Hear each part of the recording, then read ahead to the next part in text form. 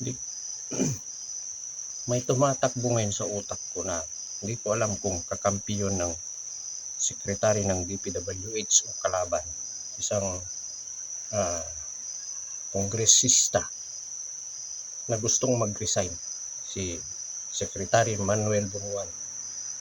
Dahil natuklasan na may mga anomalya may mga ghost project, may mga contractor na mga hindi maganda magpatakbo, magtrabaho. Ito, panoorin po natin sa balita kung sino yung kongresista na yon. At mayroon ding umalma tungkol sa ginagawang pag-iimbestiga sa Senado. May katungkulan ng Senado yun sa Blue Ribbon Committee. At sabi ng isang kongresista, si Leila de Lima, ay dapat sila daw mag-imbestiga. Ito, panoorin po natin. Sinong kongresista ang humihiling sa resignation ng DPWH chief? Si Kamanggagawa Party List Representative Eli San Fernando na miyembro ng minority bloc dito sa Kamara ang nagdedemand sa agarang pagbibitiw sa pwesto ni Public Works and Highways Secretary Manuel Bunuan dahil sa umano'y multi-billion pesos na halaga ng ghost flood control project sa ilalim ng termino nito. Ayon sa kongresista, malinaw na patunay ito ng palpak na pamamalakad umano sa ahensya. Kwini-question din ng mambabatas kung papaano nakalusot sa ilalim ng DPWH ang mga contractor na bilyong piso ang halaga ng mga proyekto pero wala namang kapasidad na magpatupad nito.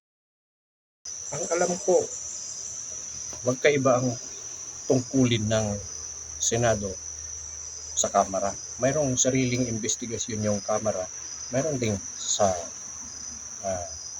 Senado, yun sa Senate Blue Ribbon Committee patungkol sa ganyang mga issue. Pero bakit?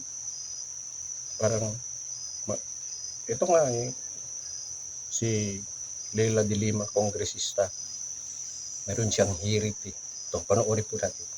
Samantala, matapos aprobahan sa plenaryo ng Kamara ang isasagawang investigasyon ng 3 House Committees kaugnay ng maanumalyang flood control projects, tinututulan ito ni House Deputy Minority Leader at mamamayang Liberal Party List Representative Leila de Lima. Anya, hindi ang Kamara ang dapat magsagawa ng investigasyon sa isyong ito dahil posibleng magdulot ng conflict of interest. Pakinggan natin ang pahayag ng kongresista. I take the position that it would not be prudent on the part of this House, as it might entail possible conflict of interest. And in short, the House itself investigating this issue. And there has been so many reports, when there has been so many speculations about the possible involvement of certain members of the House, this would not sit well to the public. Gagawa na naman sila ng tinatawag na yung dati TRICOM. Yung binago, pero ganun din yun, binago lang yung pangalan, parang yung archive o kaya ay ibinasura, ganun din, ibinaon, inilibing, ganun din yun, walang pagkakaiba ganun pa rin yung TRICOM binago. Yan yung sinabi niya ng balita. Ang gulo. Ano mga layunin ng mga ito?